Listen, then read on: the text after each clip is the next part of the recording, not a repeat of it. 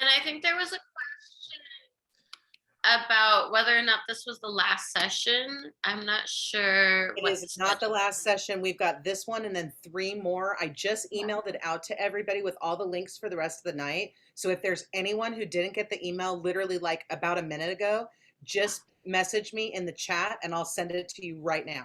So just send me a message and I'll get it to you. Awesome. We have a packed day. We're only about halfway, maybe a little more than halfway there. So you still have more awesome goodness, and the closing session with giveaways from 5:30 to 7 with the keynote speaker, Teacher of the Year, Alondra. I forgot her last name. Is it Diaz? Alondra Diaz, and she's Alondra a third Diaz. grade teacher, and she's like local. I'm so excited that she's able to be with us.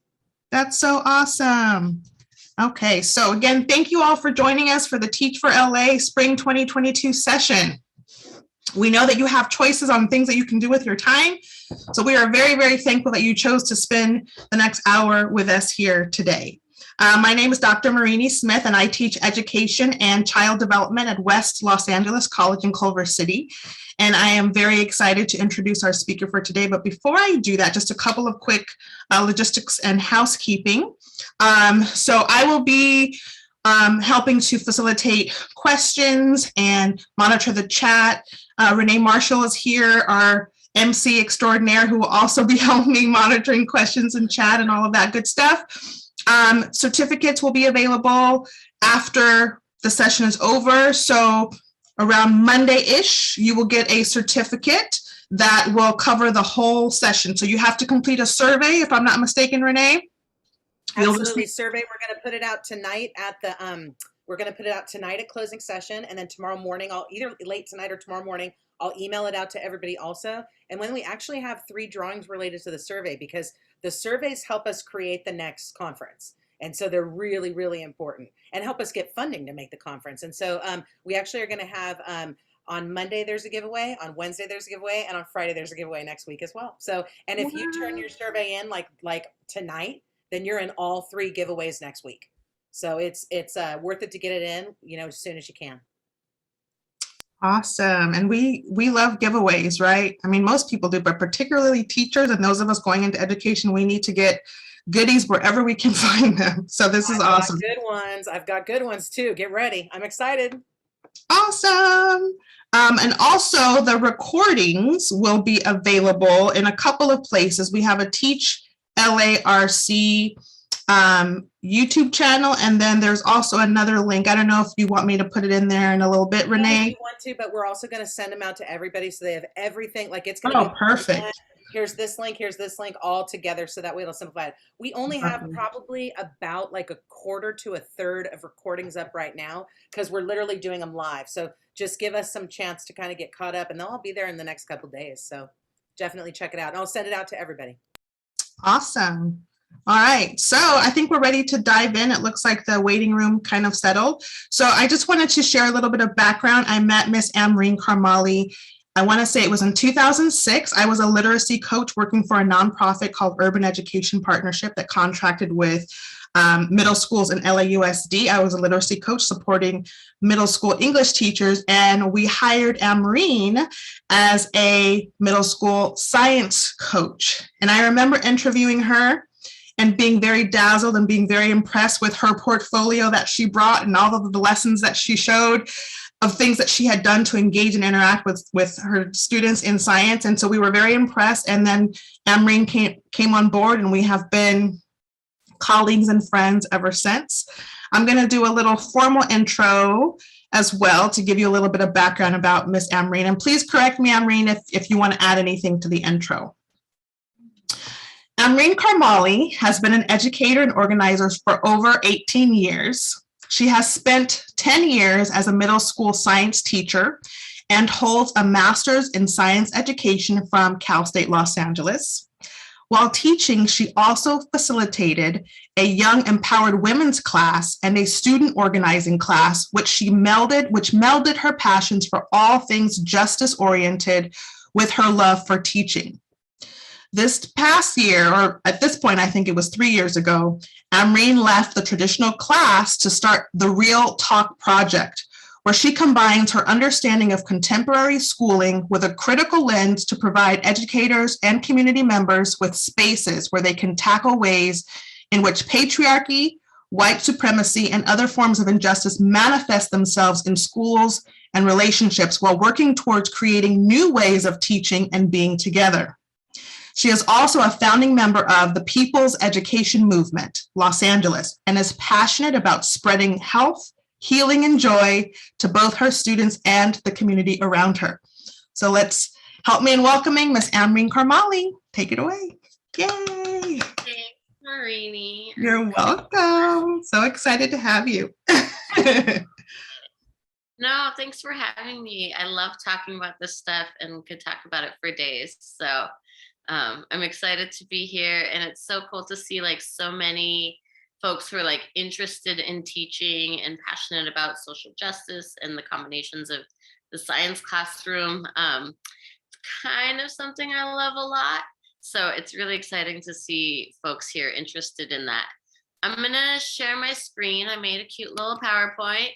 And if folks have questions or comments, please feel free to pop into the chat or come off the mic. I know that like some lovely folks are gonna be moderating the chat, so just let me know if there's anything that I missed.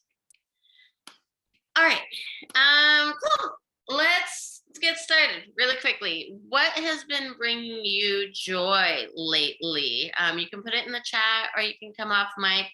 While I wait for folks to do, I'll show you what's been bringing me joy. I became a pandemic plant person. I never really had plants before, but I'm learning, and like this one almost didn't make it, so I like cut it off, and now it has little baby plants. I don't know if you can see these baby plants. I'm not sure what to do with them yet. I'm gonna have to YouTube it, but I got home the other day and they were there, and it was very exciting.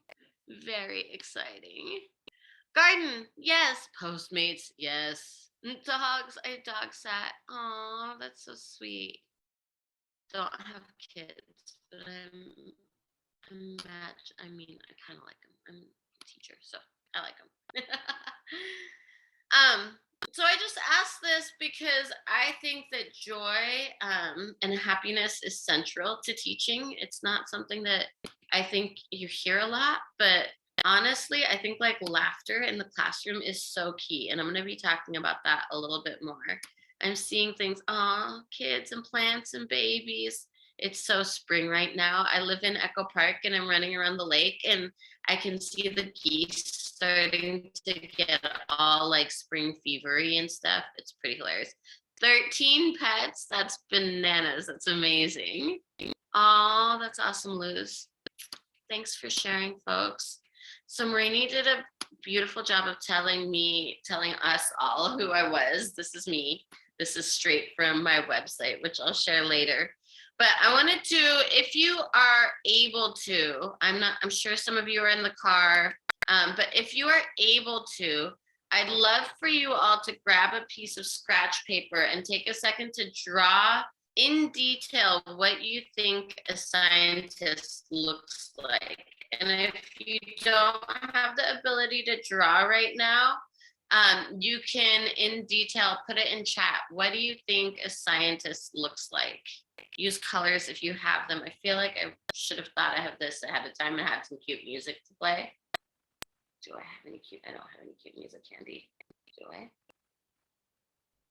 I can sing to you all. But once you do that, oh, congrats, Stephanie and Julie. That's right. Ooh, pizza. Do we just hold them up? Is that what you want? Yes, I would love that. So wait, because of your green screen, you can't see it. Mine just says, I am male. That was my experience. Nice. That's awesome. Yeah, I know this activity works a little better if you're off screen. So if you are able to, like, you would draw a stick figure because that's, oh, I love that, Claudia. Music. Oh, thanks, Marini. White lab coat, goggles, glasses, no slip shoes. Nice. Nerdy guys. Yep. No, thanks. You can totally put it in chat too if you're not able to draw. Other thoughts, other ideas? Can you hear the music at all? A little bit. Okay.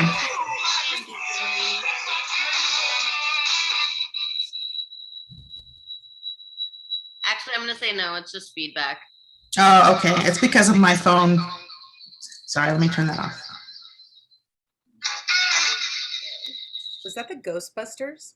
It's weird science. Oingo boingo, weird science. Total weird science. Total weird science. That which is such so a great cute. movie from the 80s. If you have not seen it, many of you have not, but we're probably not born then. Rent it or find it. It'll make you laugh. It's hilarious. Classic. So cheesy. Julie, Mercedes, thank you. Tired or crazy looking, or try not to use the word crazy. So, insanity look, Bill Nye. Yeah, totally. Totally. Thanks, Nicholas. So interestingly enough, right? This is an activity I've done with my students for something like 10 years. I have them do it like day 1 or 2 of the classroom. And, you know, very kind of stereotypically, I'm going to say that a lot of times we do get the Bill Nye, Einstein kind of looking people, right? And if you go to Google and you look at it, like this is what you get, what a scientist is, right? So lab coat, sometimes crazy hair, lots of glasses.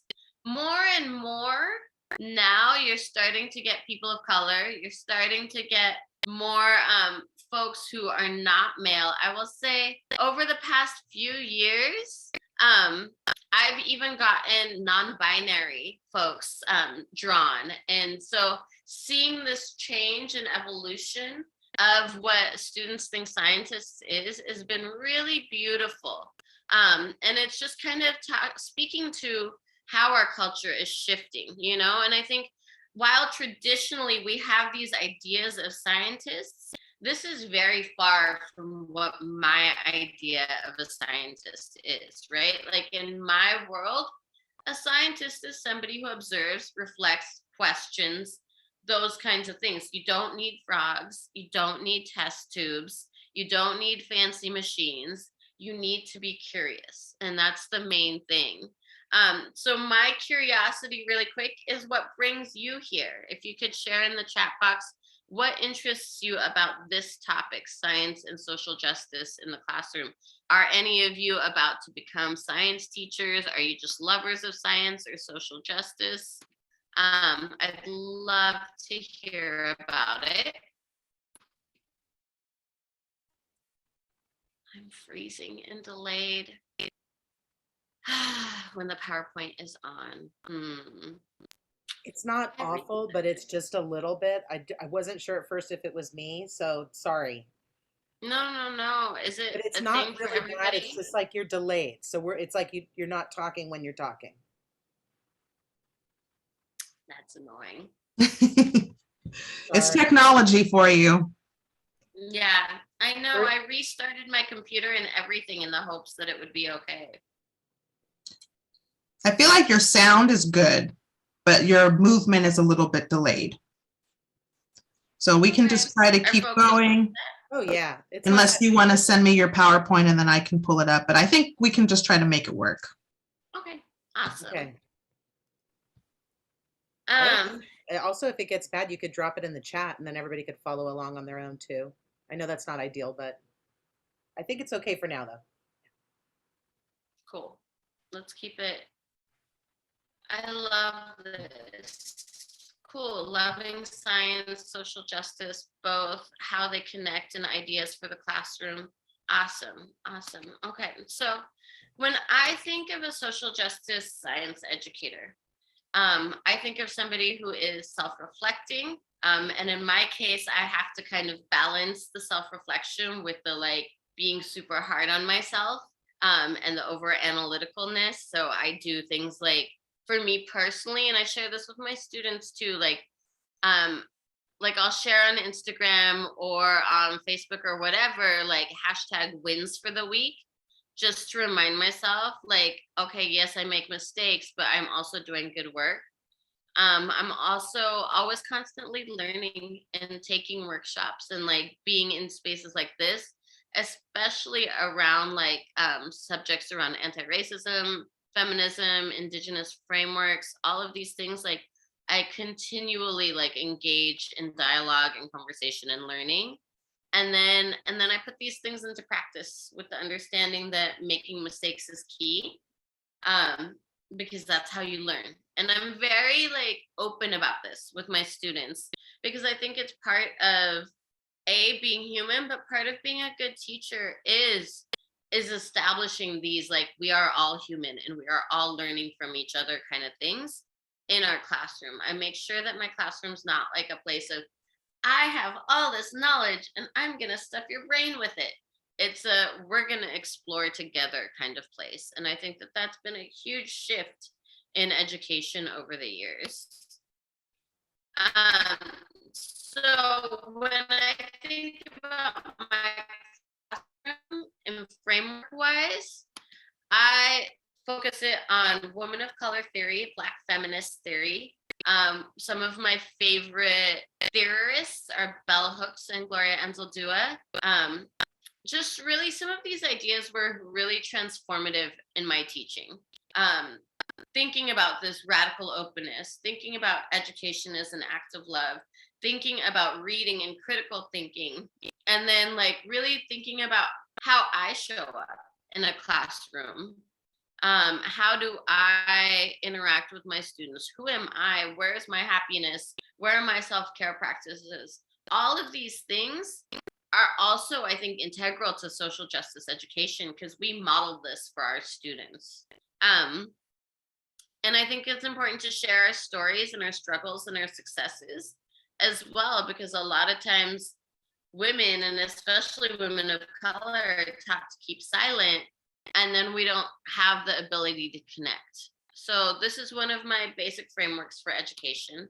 Another is Indigenous practices in terms of science. A lot of times we think of the scientist as the white man in the lab coat, right? And this idea of the scientific method and I hypothesize and there's a procedure and there's results and there's a discussion. And that is a way of thinking, but it's not the only way of thinking, right? So when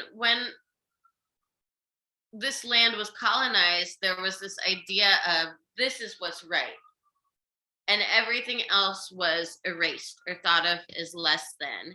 And so we took this idea of science as what's right, and we got rid of these ideas of curiosity and looking at the world and looking for patterns in the world and a more holistic approach to science. And so it's interesting a lot of times when I teach evolution, folks are like, well, what about spiritually exclusive? They can most definitely be woven together. And then, a lot of times in Western world, we look at science or we use science to conquer problems. And this like, we must get better, we must evolve. And another way of looking at science is just to find stories and patterns and meaning in life and not necessarily conquer or colonize. I feel like I've been talking a lot now. Any thoughts or questions so far?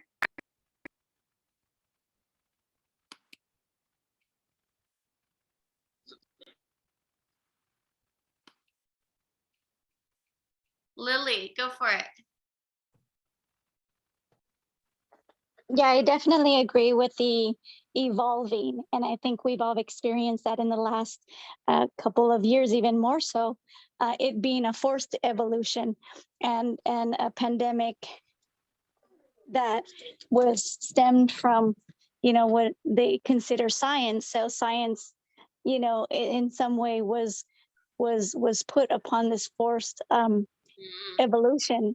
And so, yes, there was a lot of delays in the educational system, and although there have been many things that were not good in the process, but I think there's been a lot more good, that we can now look back and say that we have to embrace this newness that mm, we actually needed a long time ago. Because I remember going to school out in the foothills, and I had transferred out to the East LA area, and they were 10 years behind. And so, but if you look at other foreign countries that have more technology, they were way before us. So I could say that we, through science and through some other things and this forced evolution that was put upon us, we're headed in the right place as far as our education system, because it's been forced on us to move forward faster than we really wanted to, but it's coming, it's there. yeah. Yeah, no, thank you for that hope factor, Lily. Like sometimes it is those like moments of crisis that really push that change, right? And I'm seeing what you're saying reflected in the chat box too, with Claudia and Julie, like really talking about how we have other perspectives of learning. And like our ancestors have so much knowledge, like I don't know if you all have heard about golden milk, turmeric and milk and honey. Like that is my mom's cure for common cold since I was like little, and now you can get it for $7 at the coffee shop. But that knowledge has been around for a long time. But yeah, thanks for sharing. And thinking of like these different perspectives and continuing the discussion around the indigenous practices. Um, this is a Blackfoot model, TP model. And so here we're taking a look at like a lot of times we have these individual struggles, but then as a community, what are our struggles as well, right? So who are you as an individual and who are we as a community? And then where are we as individuals and where are we as communities? What are our struggles individually and communities? And this could be a framework to talk about with students as well, right? Like who are we as individuals, but who are we as a classroom? When you become a classroom teacher in middle school and high school, and even elementary, like your classrooms have character. They have characters. So it's like, how do you develop as a community and as an individual? And then the third framework is the anti-racist framework. And it's this idea of constantly having to like unlearn everything that we were enculturated with, or at least I was enculturated with, right? Like I grew up in Fremont, California, daughter of immigrants, but also in a predominantly white community, and was enculturated with certain ideas and certain beliefs, and have ingrained stereotypes that I have to work really hard. Like even right now, earlier when I said crazy, like there's a shift now to move away from using that language because of its detriments on mental folks dealing with mental health issues. So I'm trying to consciously unlearn using that too. Ooh, I'm reading Claudia. I'm going to try to multitask, but I'm going to try to come back to that in a second. So when we have these frameworks as educators, right? A lot of times we think of like, oh, this is the kind of stuff that's done in history class, or this is what's done in English class. But these are approaches that benefit all of our students. I feel like I'm really laggy. I'm so sorry. It's probably because of the gifts on here. But when we take like an anti-racist approach to our classroom, these are some of the benefits, right? It improves youth who are at risk. It encourages social emotional learning. You have a better educational experience. And eventually it reduces obstacles to employment. Beautiful things that we want for our students. So those are the basic frameworks that I think about when I think about my teaching. And then there's the practice, right? When I have my practice, I worked with some folks and we came up with like 3 pillars. Pillar number 1 being BIPOC and student-centered and empowering content. 2, humanizing assessment. And 3, creating communities of care. And I'm going to go into those in just a second. And we're going to start with creating communities of care. So I want you to think back and tell me a little bit about your favorite teacher. Favorite teacher ever, ever, ever, ever, ever. You can put it in the chat or you can come off mute and share with us. Either way.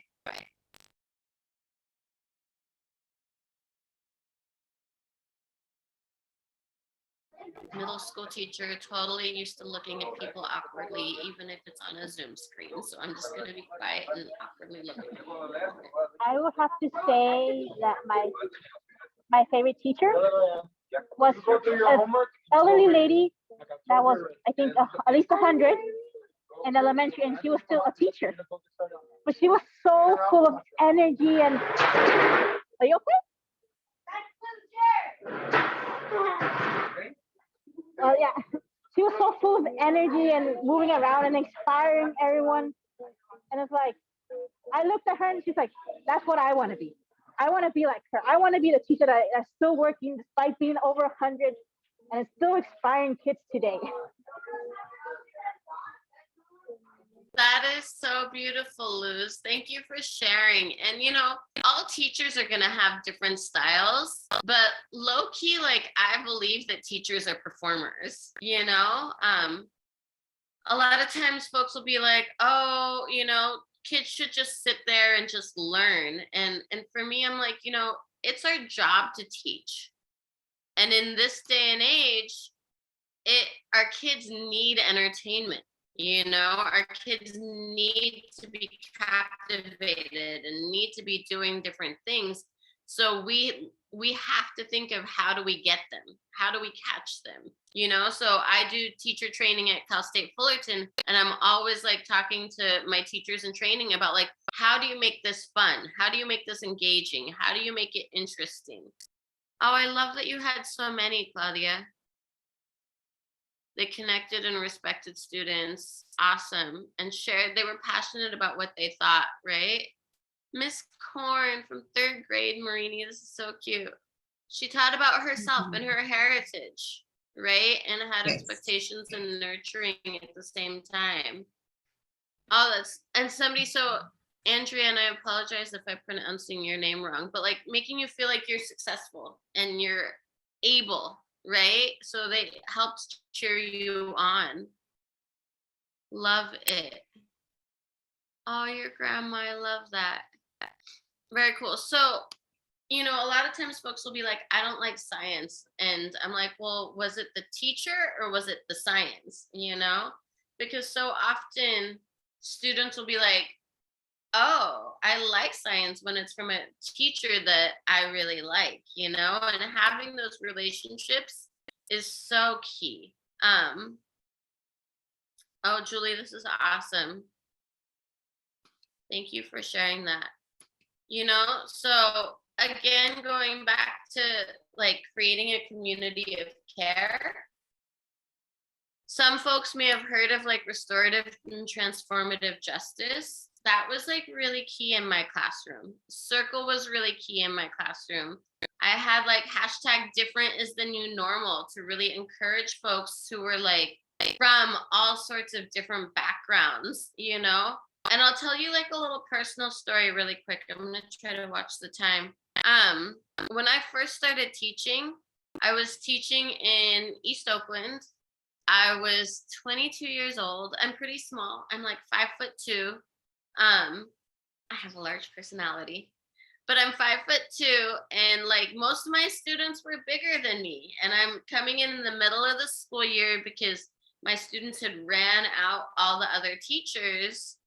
And so I was just like, I was a substitute teacher. I had no teacher training, nothing, you know? And my administrators were just like, just scare them,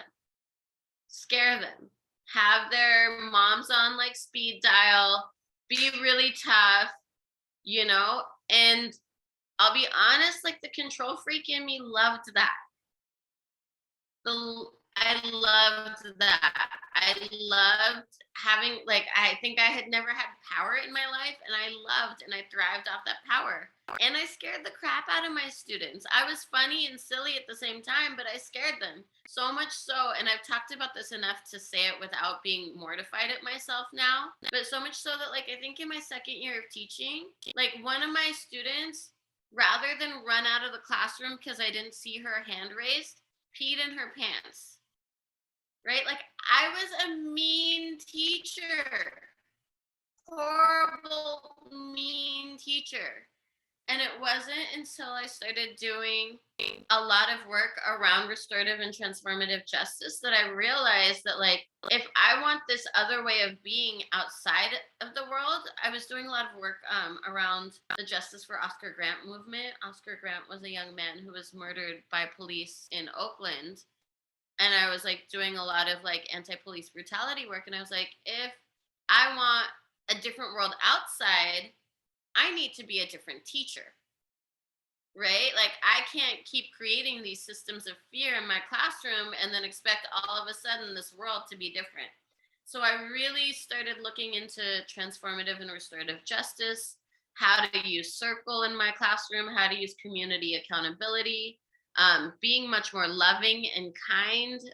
All of those things really transformed my classroom and my teaching practice.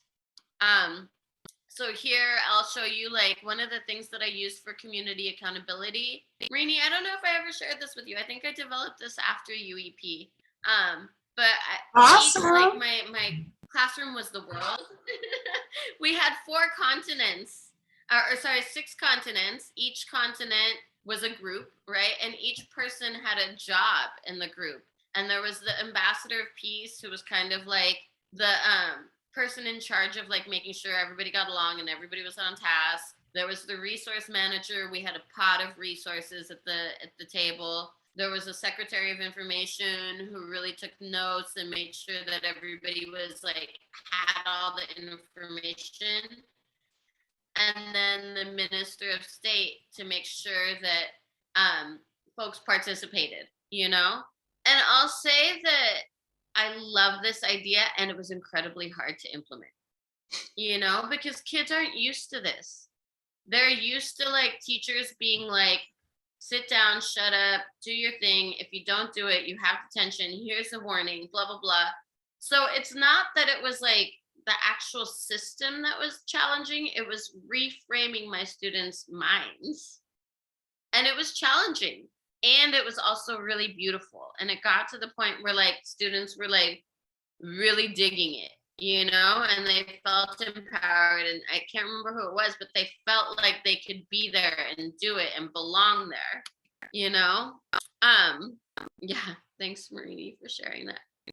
Lily, go for it. Are there any seminars for those that don't have any really ideas to probably engage their students, maybe trainings that for teachers that can just have more ideas of how to make the classroom more interactive and different? Yeah. Let me share some. There's, if you can follow the People's Education Movement on Instagram, and they're constantly having conferences and seminars. You can also check out Learning for Justice, I believe it is. And they have some amazing resources on their website. And I'm going to show you a book. I'm going to grab it really quick.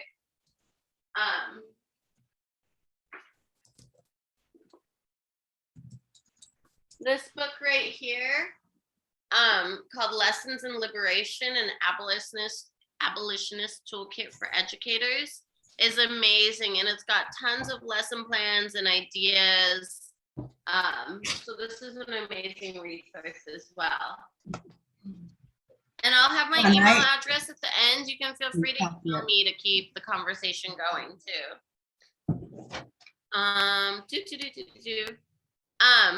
So the next pillar would be BIPOC student-centered learning.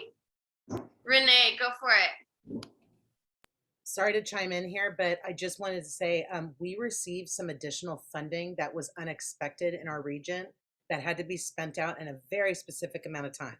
So for the month of April and the first week of May, we have got a ton of free training that's coming for everybody online. And anyone who's a Teach for LA will get first dibs on getting in it. We've got restorative justice training coming. And many of these trainings, we have student training and we have teacher preparation or faculty staff training. So we have even two different options depending on where you are. We've got restorative justice training. We've got humanizing education training. We've got anti-racism training coming from Lisa Wilson. I mean, we've got some really good stuff coming. So everybody just, I promise we've got it coming. Like flyers will be coming out next week. Actually, the humanizing education one, I'm going to send out tomorrow because we have 2 sessions coming up next week for anybody who's interested. So we've got some good stuff coming that we'll share with everybody.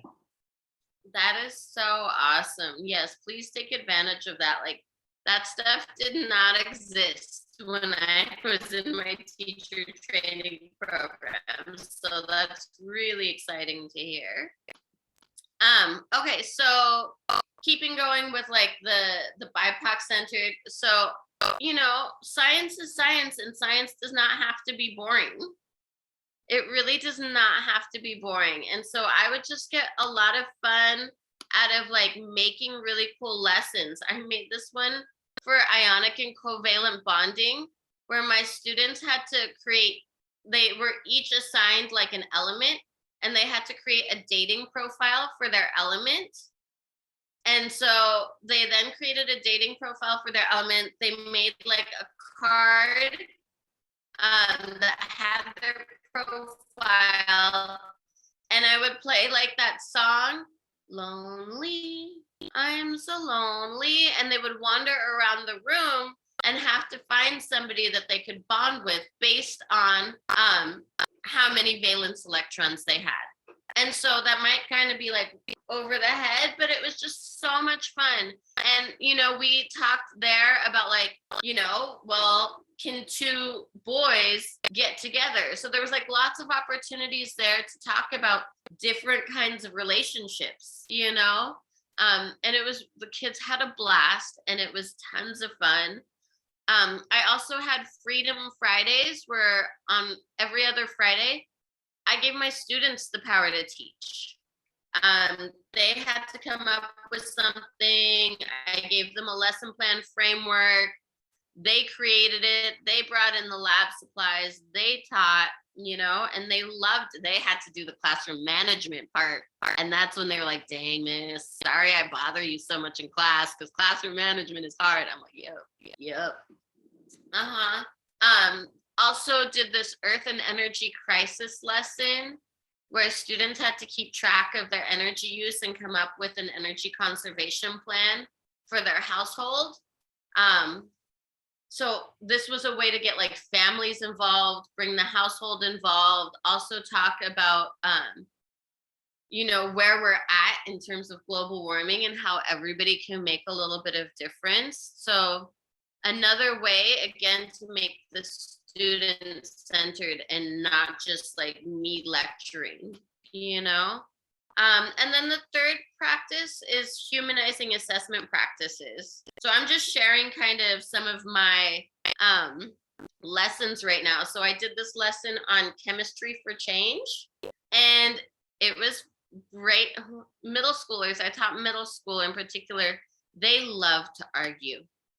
They will argue about anything, right? So when you have something about debate, they just go crazy for it. And they were given topics. Each group was given topics, and one group was like the people, and one group was the companies, right? And so we talked about greenhouse gases, environmental racism, fracking, the Keystone Pipeline.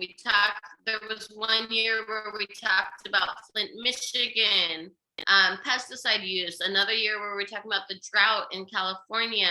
So all of these things where students have to really do some research behind it and represent their side. but then they're getting those skills. They're also getting critical thinking skills. They're getting like skills on like how to read articles, how to present an argument, right? And then when we think about assessment practices, if you can see here, I have creativity and compassion built into my rubric, which is a little bit different, you know? It's a little bit different. Like, how is there like real creativity shown? When I was growing up, creativity was like very poo-pooed.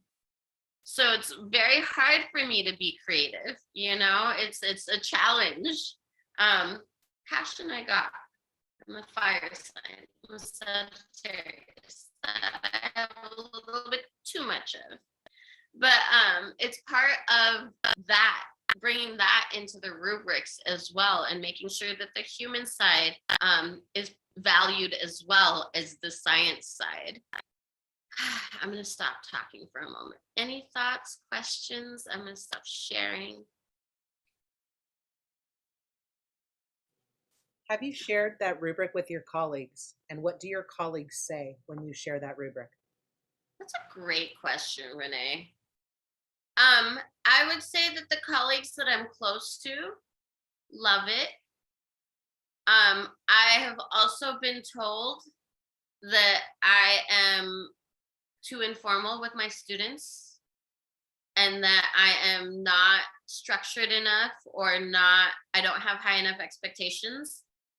All of personally, I think is bullshit. Can I say that?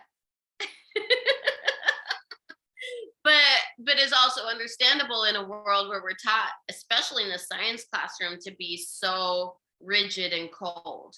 You know, I think about a lot is like how elementary school classrooms are so cute and warm and fuzzy and like human, and then as we get higher in education, we lose all of that, and we also lose our students, right? And I think that there's a huge connection there for that. No, thank you for that. Go for it, Renee. I understand you saying that. When I taught elementary school a long time, and I was teaching 5th grade this one year, and the kids didn't want to line up, and they were taught agency by being in my class through community circles and through very structured developmentalist theories that I was implementing in activities. And somebody goes, "So why do we have to line up every day?" I'm like, I think because we just need to get together and get in the class. And they're like, well, why do we have to be in a straight line? One line of boys, one line of girls. We're not allowed to talk. We have to look forward. I'm like, I don't know. Those are stupid rules somebody made up. And they're like, what, Miss Marshall? And I'm like, don't you think those are stupid? Where else? When you're standing in the grocery store, you're allowed to talk. When you're standing in line at the post office, you can talk. If you can talk and remain in calm, then it shouldn't be an issue if there's 20 or 35 of you. And so I said, you know what? Let's just change it. Starting tomorrow, let's just cluster close to where we're supposed to line up. We're done with boy and girl line. You guys just walk in quietly as a family, because we're like a family coming in. Oh my entire school was like, what is Mrs. Marshall doing? Maybe this is a privilege only for the 5th grade because it was the highest grade on campus. And I was like, I don't know. It's about respecting kids and saying, if you can keep it together, then we can transition any way you want to transition. If you guys get out of control, then we got to go back to the school rules. Yeah. Otherwise, if we can be flexible with them. And I think teaching kids that life is not black and white all the time is really important when you have to, and good for you for being a rebel. We need rebels. I'm sorry, but we need us to stand up to the system, because the system is failing our students. It's failing our parents. And so why are we just doing the same old? Like, it's going to get better if you keep doing the same thing that doesn't work. So keep it strong. Also, colleagues say things when they're intimidated. When something is new and a person is powerful, people freak out. I learned that my first year of teaching, when I had a very tenured teacher go, Renee, you realize what you're doing is going to make our standards have to increase in our classrooms. And I'm like, she said that to me, and I said, is that a problem? Is that a problem? Right. And I will say this, and this is yes to all of that, and I love that, and so much yes to all of that, because those lines are essentially training our kids how to be in prison, right? But the other thing I think is important with that is that like my students knew that my classroom was a bit different and they had to be able to code switch. Otherwise, it was like, and I'll say this, I've gotten fired twice from jobs, right? From teaching jobs because of being that rebel. And so I've had to learn how to pick my battles, speak a little more respectfully, or like, you know, like just I've had to learn the very hard way. But I also think that this work is incredibly important and there's more people doing this. So you also find your people, you know, find your, yeah, all these things. Naive and immature. Yeah, totally. Right. Like, yeah, it takes a lot of groundedness, I think, to have these conversations in ways that are productive and not combative. And sometimes it's also just like leading by example. You know, like I'm going to do this in my classroom and I'm not going to say that anybody else needs to do it, but no, like my kids enjoy being in my classroom. You know, I don't have a behavior problem in my classroom. All of these things. Let's see, what else do I got?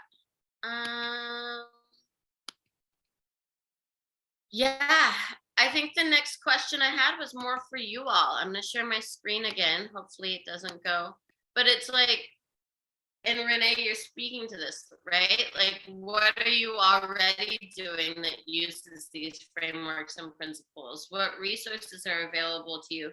And what challenges are you all going to face, you know, because this is different work.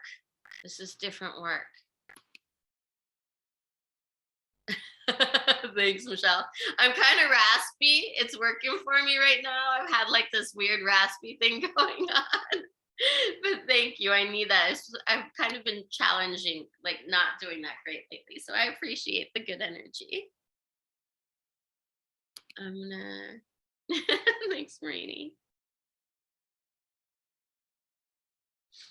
Any folks want to have questions around like, or want to share around things that they're already doing, or like, how was this going to be a challenge, or any questions? Because that's pretty much all I got for you. Did I freeze? No, you're not frozen. Okay. I think Renee froze then. No, Renee had to hop. I think she's going to another session that she has to help facilitate. Although I still see her name.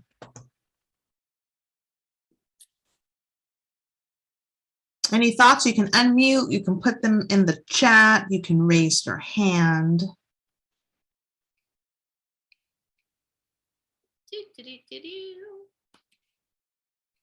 And if not, I know there's another, I don't know if it's okay for them to dip out early, but I'd love to hear like your takeaways, anything interesting that you got.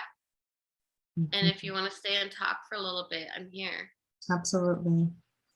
So someone wants the name of the Learning of Justice book, and I have it. You can't see it because of my background, but I have the one that you participated in, which is super duper cool.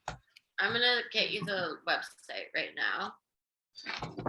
So yeah, so this one, Lessons in Liberation. Yeah, she'll put it in the chat. But this is what it looks like. It's a pretty thick book. It's pretty awesome. Yeah. There's some really like, if you're into elementary school teaching, there's like Woke Kindergarten. Oh, on yes. Instagram is amazing. I follow them and it's awesome. Yeah, they do some great work. Yeah, Claudia, I'm gonna put my email address into the chat as well. And you will all have access to the recording of the session as well as the slides if Amreen is willing to share those. Yeah, totally. And I just want to say, Amreen, Nick, you are such an inspiration, because some of the things that I think really make a powerful, impactful teacher, you're hitting on a lot of those things. And those are not things that are like inherent in teaching. So being self-reflective, like you're very self-aware, very reflective. That's huge. Being student-centered, and I know we hear that buzzword going around, but it's hard sometimes to be student-centered when you have all of these mandates, you have all of these restrictions. And then being a rebel, like going against the grain because you're student-centered and thinking about, what is it that my students really need? How can I think outside of the box? That's another thing, being creative, thinking outside of the box, taking where the students are, taking what their interests are, and truly putting that into the classroom. I love the idea of having students teach, putting them in that driver's seat of being able to develop their own curriculum. That's amazing. So I just want to commend you for all of those things that you're doing and have been doing. And that gives me a lot of inspiration and hope for the next generation of educators that, we're not going to be so locked into these narrow views of what education, what quality teaching is. We are now focusing on anti-bias and anti-racist curriculum. We are trying to take a more restorative and transformative approach, culturally responsive. That should be the norm, right? Yeah. So I'm really, really kind of hopeful. I love what you said. What did you say? Hopeful. There was a term that you used earlier. The hope factor. Hope factor. I love that. So I'm like, I see the hope factor, and I'm going to hold on to that hope factor because we need to be able to hold on to that hope. So yeah, we totally need it. We totally need it, and I see it, and it's here, even in this conversation and the questions folks are asking and things that folks are sharing about. Like, I mean, even me and you, like, we've seen the change in our students over the past 20 years. There's just been such a huge shift. And it's pretty amazing. Absolutely. So thank you. And if you all check out the chat, a couple of minutes ago, Bobby Becca posted a link that shows you where the recordings will be posted. There's 2 places. YouTube, we have our Teach LARC YouTube channel, as well as a teacherprepprogram.org. So if you scroll up, I'll copy and paste it and put it in the chat again in case you missed it. Thank you, Bobby, if you're still here. So that is super duper helpful. Thanks. I'm still here. Okay, I did awesome. it again. Thank you. I was busy uploading videos on my other laptop, so I just had my video and stuff off. Oh no, totally fine. I know we're multitasking is kind of the word of the day. Yeah, So- I was gonna say, if you want to is. send me your PowerPoint or anything else, so usually I can load those to the website too, if you want. Yeah, you're super fast. So Amreen, whenever you have a chance, send me your PowerPoint, and then I will send Bobby, I'll send you the recording before the end of the day. Okay. And then students, you'll be able to access it. There's stuff already uploaded from yesterday. So the turnaround time is pretty quick. Yeah, a couple things Awesome. from today. Yeah, that's amazing. Some of it from today. So that's awesome. Some people haven't given me their videos, but they've given me their PowerPoints and stuff. Okay. Sometimes the videos aren't up, but the PowerPoint is. Yay. Lily, was that a new hand or an old hand? I saw your hand up, Lily. No, it was a new hand, but I was just gonna piggyback off of the hope and how, yes, of course, how important it is, that hope factor. And as far as the quite opposite, it's hope deferred makes the heart sick, when there's a lot of disappointment to that. And but when desire is fulfilled, it is a tree of life. And so I definitely agree with hope factor being very important. That's beautiful. Lily, are you currently a teacher? I'm a teacher to my children. I'm a homeschool teacher right now. That's but one of the hardest jobs in the world. Absolutely. Awesome. Thank you, everyone. So we are concluding our session. Unless anyone has any final thoughts or questions or comments, you will get the resources soon. But again, we thank you so much for choosing our session. And thank you so much to Amreen for gracing us with your beautiful energy and your wisdom. So I love it. So thank you so much. And we hope to see some of you in some of the other remaining sessions and at the closing session that will be from 5:30 to 7. So thank you again. Enjoy the rest of your afternoon. Bye, folks. Bye, everybody.